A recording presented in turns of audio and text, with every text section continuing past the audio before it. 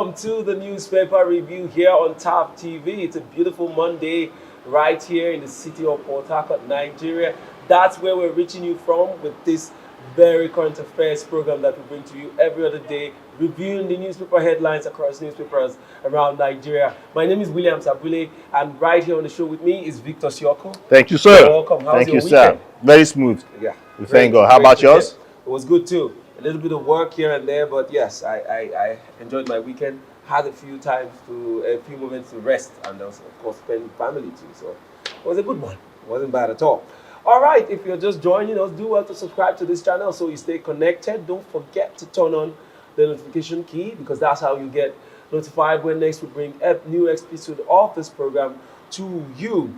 All right, so we're going to go through the headlines for today, the third day in the month of July 2023. It's a new month already. Happy new month to all of you.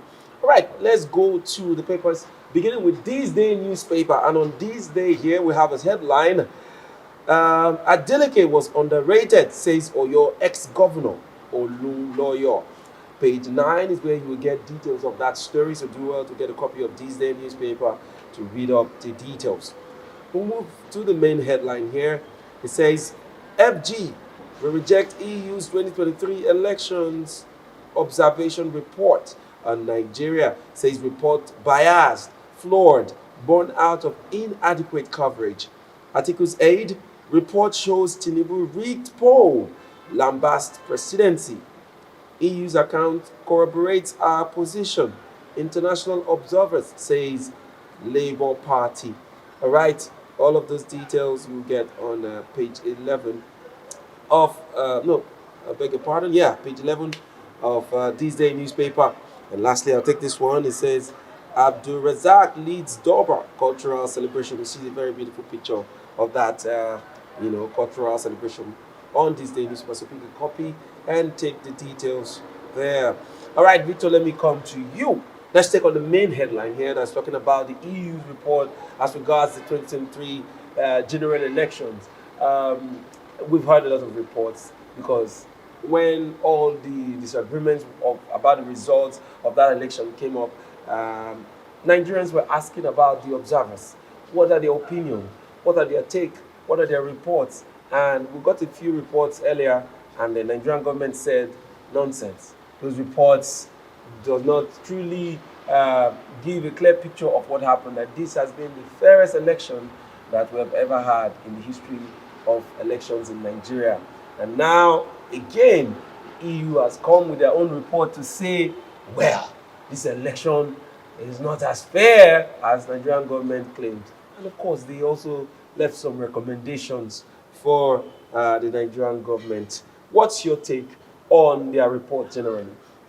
Okay, the report, it came out last week, and we talked about it, we deliberated about it and all that. And one of the major highlights from that was that the election, there was violence in the course of the election. Yeah. And that also caused a voter appetite, because after the presidential election, people saw that, their votes, they were disenfranchised, and they did not come out for the following election. Even though INEC gave a space of 2 weeks for them to prepare, and also the people to prepare, people did not really turn up. Yeah. And the Nigerians got the feel with the presidential election that the subsequent election was not going to be free and fair. Reason, because in some climes, in some locations, people were chased out. People were told directly that if you are not voting for the APC, that you should not step out. Yeah. And we saw violence. We saw people being attacked. We saw some estates in Lagos, especially in Lagos. We saw some estates in Lagos that were shut out. People were shut out from coming in to vote. Yeah. So, what are the issues now? For the president to come out and say that he is rejecting the EU report as big and as important as EU to the economy of Nigeria, he came out without missing words to say that he's rejecting the report. Yeah. Then I ask, are you rejecting this report? Have you forgotten that this same EU are the ones that at the end of the day, you will still go out to look for loans. The same EU, the same big umbrella that France is under, that you went last week to, will I say, sell your market. But now they are coming to tell you, say, see, your elections, you need to do this and this and this because you voted in these areas and that area. And you are coming out to say no, that you will not accept it. And go out and ask questions. The call Nigerians, even keep EU aside. Go out and ask questions on the street. Even yourself as the president, you even made utterances. Yes, one might be like, oh, Nigerians are misinterpreting this utterance, but you made up you made statements showing that the majority of Nigerians did not vote for you. Okay, we have, even if the election results were doctored, we still have results to show that, see, out of 3 major candidates, you 3 were sharing almost the same. The margin wasn't up there. You did not get 50% of the vote. Okay, and we cannot also distinguish the fact that people died during this election. We cannot also discommunicate ourselves or act like we do not see that the umpire, that is the INEC, did not do their bidding. True. We cannot forget so quick that in places like Abuja, that INEC did not come on time in some voting polls in Abuja, that elections were carried that late into the night. Is it in Bauchi? Is it in Kaduna? So these people have come out with their report. Just for you to even just acknowledge, okay, we've received this report, we'll look into it. No, you rejected the report. That's so, will I say, that's so unprofessional. I agree. And then the question ringing in my head is, since after this election, is it possible that all the observers are all liars? Because they are all saying the same thing. Not only the international observers, both people on ground, many Nigerians rejected the results of that election. Even our current president, a lot of Nigerians have come out to say he's not our president. He's not my president. He might be the president of Nigeria, but he's not my president because I don't know how he got there. That's to tell you that it cannot be that out of the many people that have come to say, okay, this election was not fair. Some people were forced to vote against their will. Some other people were forced to, stay back, disenfranchised, in other words. So, and then again, why continually invite these international observers if their opinion will not mean anything, will not count, will be rejected, will be said to be biased? Next election again, they will invite EU, they will invite African observers, they will invite people from all over the world, come and observe, and then all sorts and manners of, illegality will go on in front of these people. And when they write a report, you say is a myopic, report, that it is, from a small group of observers. They didn't see everything. You cannot judge by the results or the violence that took place in only Lagos. You cannot judge by the violence that took place in only Kaduna.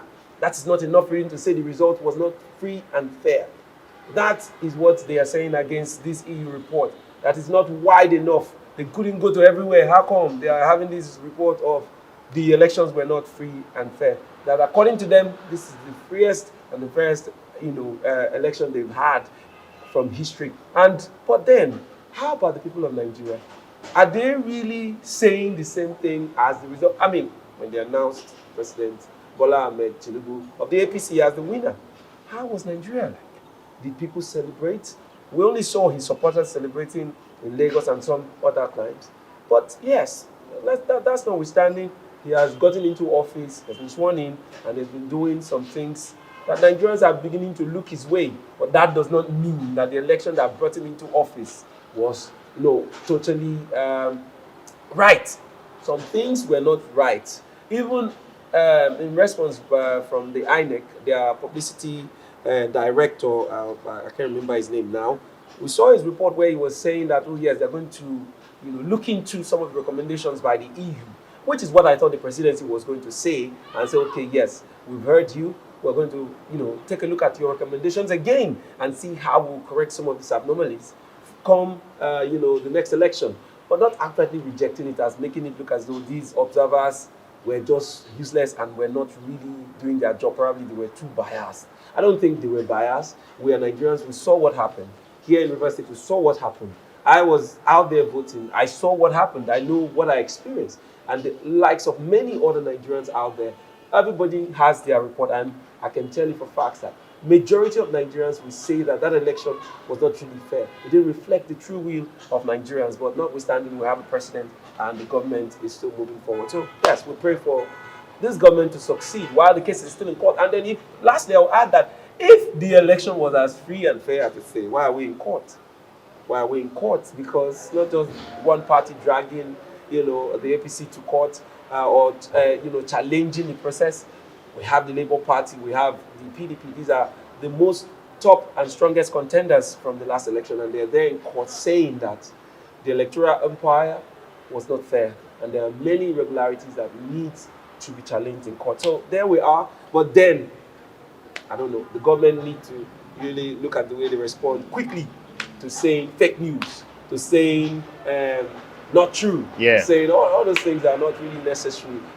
For me, it speaks volumes as though they are trying to cover up or always. What are you defending if you are on the right part? You don't need to defend so much, but they are doing that. Once you just try to challenge, the nature of this last election, you see Dele Alake out for you. If not Dele Alake, you see what's his name, Festus Keyamo. Then I don't know. They're somehow, mellowed these days. I don't know what's going on. Maybe the lobbying for ministerial position is really doesn't have time. Doesn't have time to respond. But Dele is the official spokesperson now, so he's always talking, responding, saying no fake news, no lies. I don't know, but then we should watch out for that. All right, thank you so much. Let's move on to our next story, and that will be our next paper. That is to be Daily Independent newspaper. All right, Daily Independent newspaper, and some of the stories here on Daily Independent. We see here: gunmen attack Redeemed Church, kill pastor, abduct 7 worshippers. Very sad story there, and you find details of that on page 7 of the Daily Independent newspaper. We also see here as main headline: Tinubu rejects EU's verdict on 2023 general election. Right. SERAP asks Tinubu to publish spending details of fuel subsidy savings. All right. Also here, JAM dismisses parade of high scores by candidates as fake. Army chief urges spiritual efforts to complement military operations. That is, the army is asking for Nigerians to pray for them. Pray for them. That's the new army chief, asking for the prayers of Nigerians for them to succeed. Very interesting, because they actually do need those prayers. Yeah, they actually do need the prayers for the government to actually give them the right, ammunitions, right weapons to do their fighting. But on top of that, they need God, because the other side of the battle, they do all sorts to keep up their stance. All right. Sure. Let's move on with other stories here. We see aggrieved APC aspirant moves to stop Silva's governorship bid. That's in Bayelsa State. The elections is fast approaching, and that will happen sometime in November. Right. And lastly, I take this one. Nimet, now cornerstone of Nigeria's economy, analyst speaking there. All right. That's all the headline we're taking from Daily Independent newspaper. Victor, let's take on the story about JAM. JAM is on the news again. And this time is about, candidates that are falsifying results to get favors from Nigerians. Now, I don't know what to make of those stories, but it's out there. Typical one is that of one Joy, I've forgotten her surname, from Anambra State, that was almost given a scholarship as a result of the fake JAM result that she posted online. What do you think is going on? It's been building up. This kind of thing has been building up. If you notice, back in the days, let me say from about 20 years ago, my practice has been the order of the day. Okay, special centers and all that. So what does it impact on children? Knowing that many a times these kids are empowered by the school or their parents. Everybody's hustling to make a mark, make that score.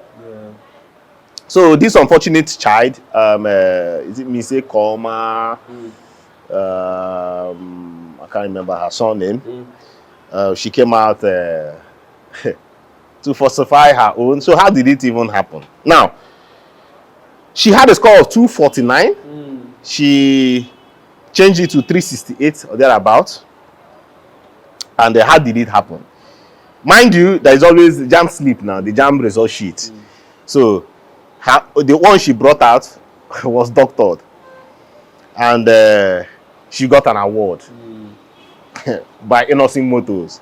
See now, an innocent man that wants to help the smart ones, the intelligent ones. As in, after all, we've been clamoring in this country that our brightest ones don't get accolades. Okay, we heard about the one that in one of the schools in the West that got was it 10,000 naira for best graduating student. Yeah. So imagine Innocent coming out to say, okay, I'm giving out 3 million naira to this lady. And at the end of the day, it became that the result was it was doctored. It was really doctored that JAMB themselves now brought out an evidence to show that they are old. The one that she presented, the result sheet that she presented was the old one. That they now have a new one. So she did not move so quickly. But that aside, it's unfortunate that Nigerians forget that there is a database to all this. Yes. So when you put this up on Facebook or wherever you put it out on, how about the back end? Somebody chooses to verify, what happens?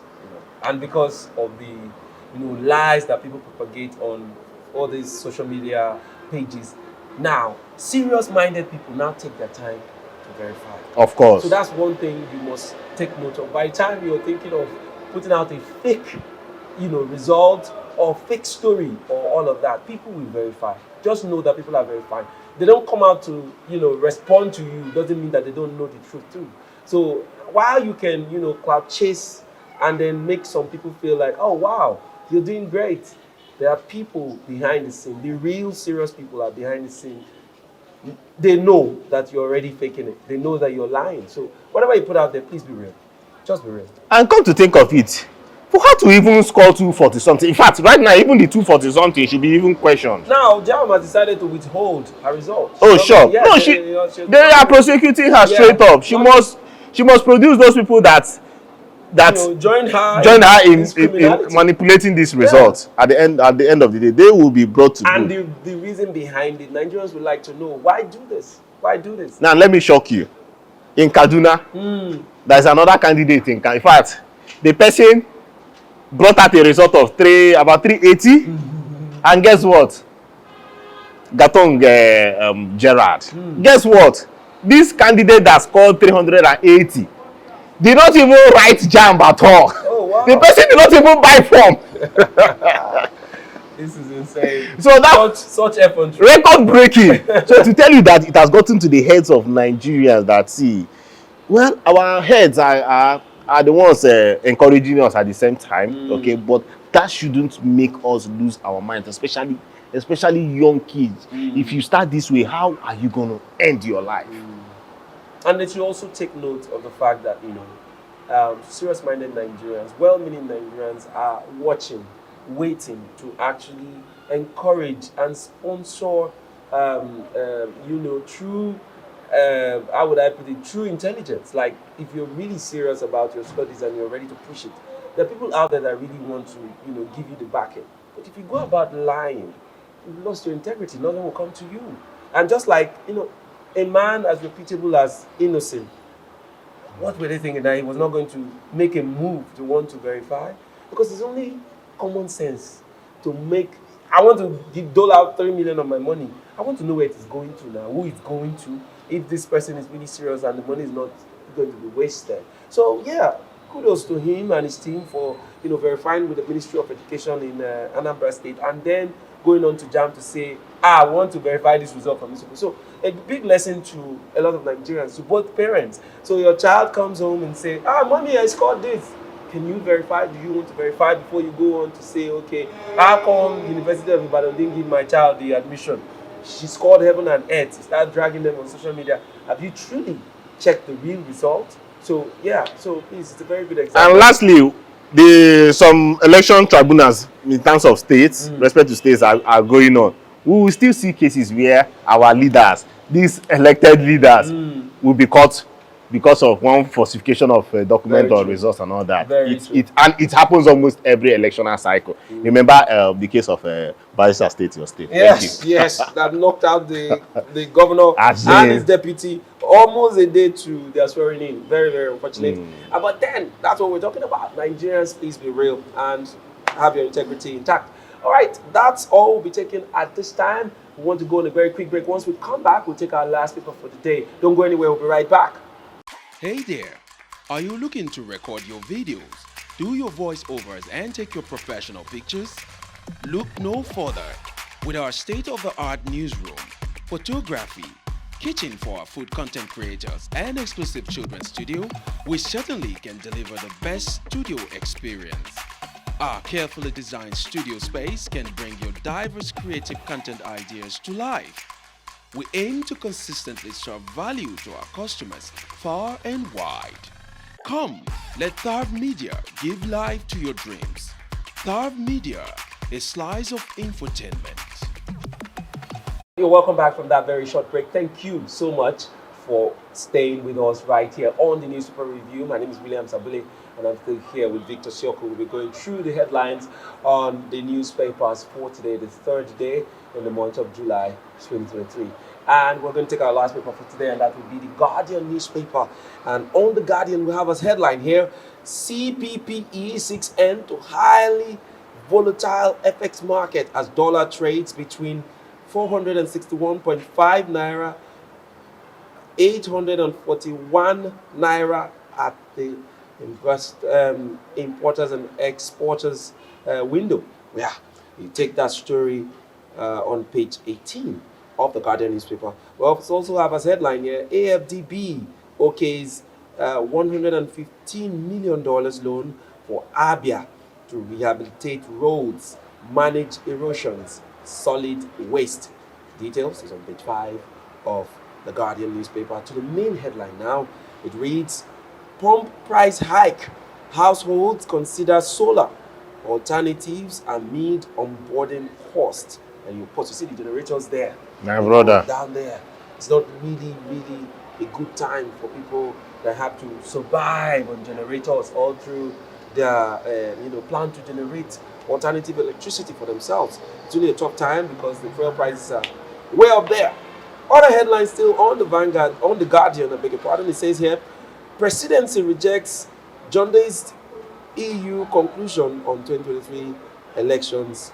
PDP National Working Committee meets senators today over minority leadership. Alleged APC interference. Page 6 is where you get details of that story. And lastly, I'll take this one.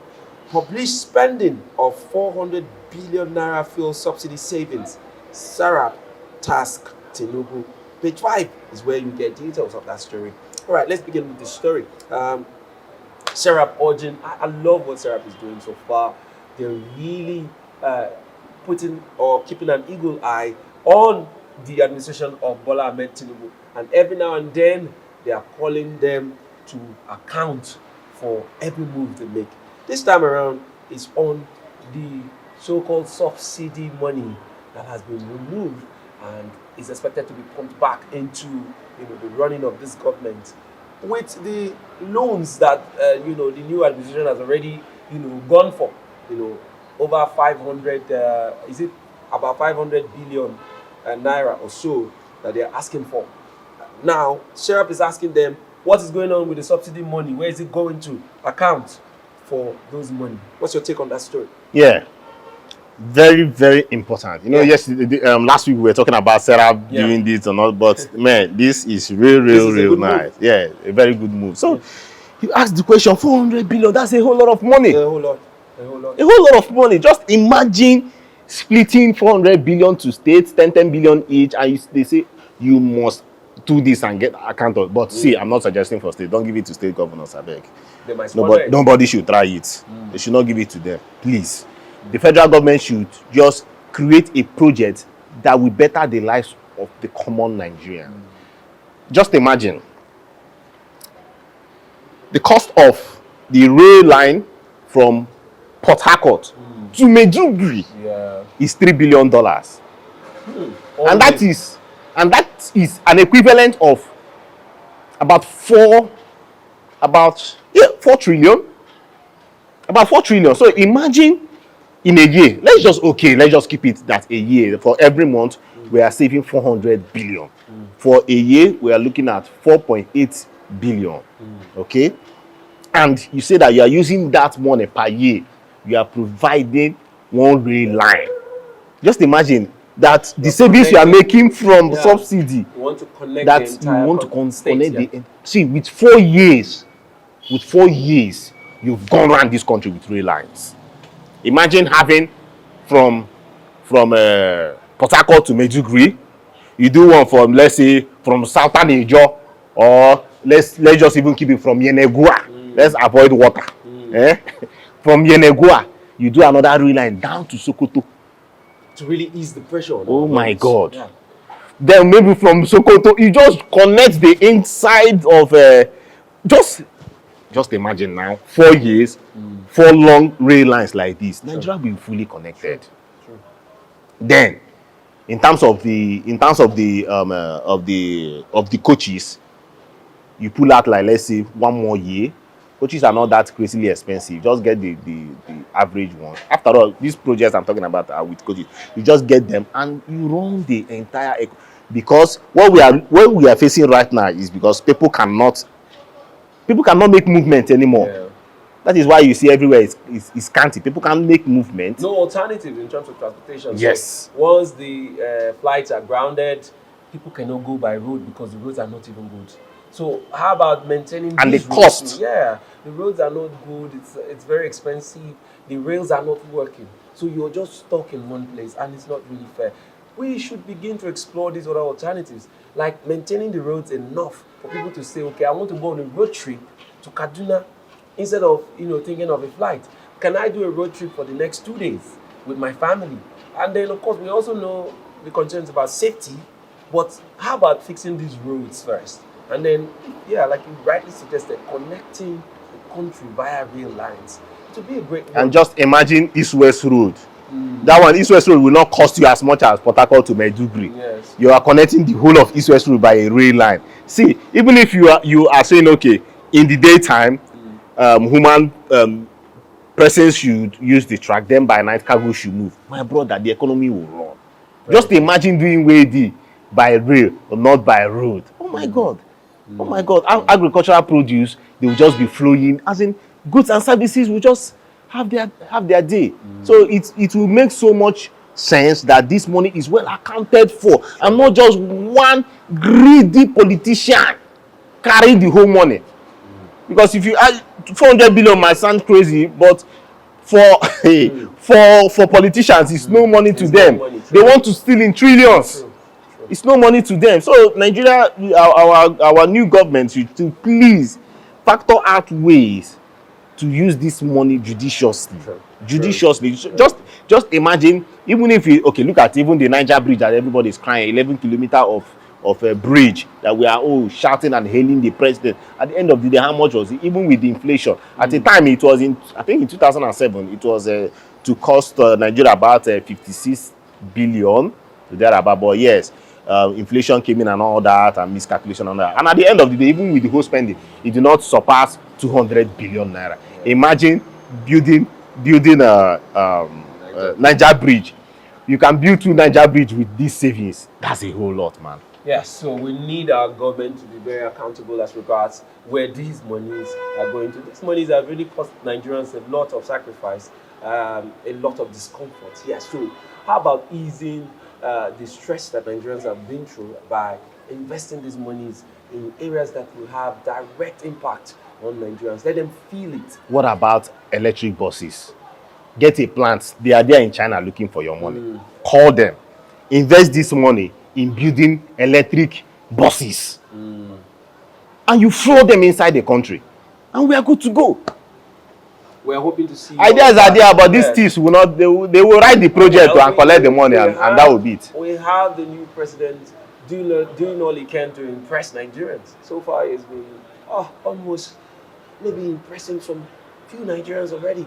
He's hoping to win more hearts and more souls. So let's hope that yes, him and his team will be smart enough to ride on very profitable visions that will move our country to the next level, because that's all we all hope for. And I'm sure, I'm hoping that that's why he got into office by every means. So let us see the reason why he struggled there, and let us fuel his government by investing these subsidy monies to the right places that will have direct impact on Nigerians. I want to thank you so much, Victor, for always making it here on the program. And to our viewers, you all are the real MVPs. Thank you so much for watching. But I'm afraid that's where we'll drop the curtains for today's program. Do well to join us tomorrow for another episode of the program, and don't forget to connect with us on all our social media platforms as you see them right below this screen. Until next time I come your way again, my name is William Sabule, and this has been the Newspaper Review here on TAP TV.